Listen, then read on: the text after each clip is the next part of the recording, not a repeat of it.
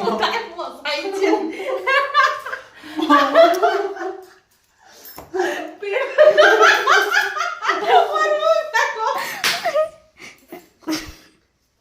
এত করে দেখি লাগবে না সত্যি লাগবে না